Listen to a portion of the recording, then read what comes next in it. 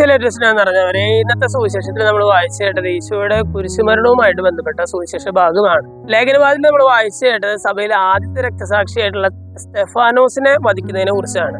ഈ രണ്ടെണ്ണത്തിൽ നമ്മൾ കാണുന്ന കോമൺ ആയിട്ടുള്ള ഒരു കാര്യമുണ്ട്. അതായത് മരണത്തിന് തൊട്ടു മുമ്പ് ഇവർ രണ്ടുപേരും നടത്തുന്ന പ്രാർത്ഥനയാണ് നമ്മൾ ശ്രദ്ധിക്കേണ്ടത്. ലേഖനഭാഗത്തിൽ അപ്പസ്തോല പ്രവർത്തനങ്ങൾ എന്നുള്ള വായനയില് സ്തെഫാനോസിനെ വധിക്കുന്നതിന് മുമ്പ് സ്തെഫാനോസ് മനോഹരമായിട്ടുള്ള ഒരു പ്രാർത്ഥന ചൊല്ലുന്നുണ്ട്. സ്തെഫാനോസ് ഇങ്ങനെ മരണനിദ്ര പ്രാപിക്കുന്ന സമയത്ത് സ്തെഫാനോസ് ഉറക്കെ പ്രാർത്ഥിക്കുകയാണ്, കർത്താവ് ഈശോയെ, എന്റെ ആത്മാവിനെ കാത്തുകൊള്ളണമേ, ഈ പാപം ഇവരുടെ മേൽ ആരോപിക്കരുത് എന്ന് പ്രാർത്ഥിക്കുകയാണ്. ഈശോ കുരിശിൽ മരിക്കുന്ന നേരത്ത് നമുക്ക് എല്ലാവർക്കും അറിയാവുന്ന പോലെ തന്നെ ഈശോ ഇങ്ങനെ പ്രാർത്ഥിക്കുകയാണ്, പിതാവ് ഇവരോട് ക്ഷമിക്കണമേ, കാരണം ഇവർ ചെയ്യുന്നത് എന്തെന്ന് ഇവർ അറിയുന്നില്ല എന്ന് പറഞ്ഞ് പ്രാർത്ഥിക്കുകയാണ്. രണ്ടുപേരും നമുക്കറിയാം നിരപരാധികളായിരിക്കെ അവർ കൊല്ലപ്പെടുകയാണ്, അല്ലെങ്കിൽ കൊല്ലപ്പെട്ടവരാണ്. രണ്ടുപേരും മരണത്തിന്റെ സമയത്ത് പ്രാർത്ഥിച്ച പ്രാർത്ഥന ഏകദേശം സെയിമാണ്. തങ്ങളെ കൊന്നവരോട് അല്ലെങ്കിൽ തങ്ങളെ ഇങ്ങനെ പീഡിപ്പിക്കുന്നവരോട് ക്ഷമിക്കണമേ എന്നുള്ളതാണ് ഇവർ രണ്ടുപേരും പ്രാർത്ഥിച്ച പ്രാർത്ഥന.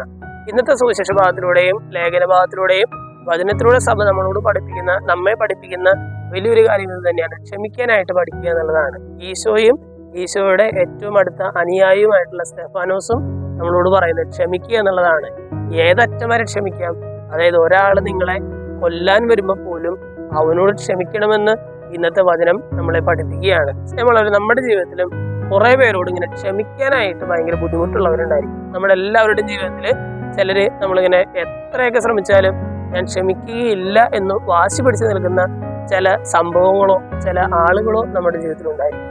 ഒരു പക്ഷേ ഇന്നത്തെ വചനമൊക്കെ വായിച്ചു കഴിയുമ്പോൾ നമ്മുടെ ക്ഷമ എന്ന് പറയുന്ന ഒരു പുണ്യത്തിന് വേണ്ടി ഒന്ന് പ്രാർത്ഥിച്ചു നോക്കിയാൽ പക്ഷേ ക്ഷമിക്കാനായിട്ട് നമുക്ക് സാധിച്ചേക്കും. ഒറ്റ അടിക്ക് ചിലപ്പോൾ പറ്റിയെന്നല്ല, പക്ഷെ നമ്മൾ ശ്രമിക്കണം എന്നുള്ളതാണ്. നമ്മൾ പതിയെ മറ്റുള്ളവരോട് ക്ഷമിക്കാനുള്ള ഒരു കൃപയ്ക്കായിട്ട് നമുക്ക് പ്രാർത്ഥിക്കാം. ദൈവം നമ്മളെല്ലാവരെയും സമൃദ്ധമായിട്ട് അനുഗ്രഹിക്കും.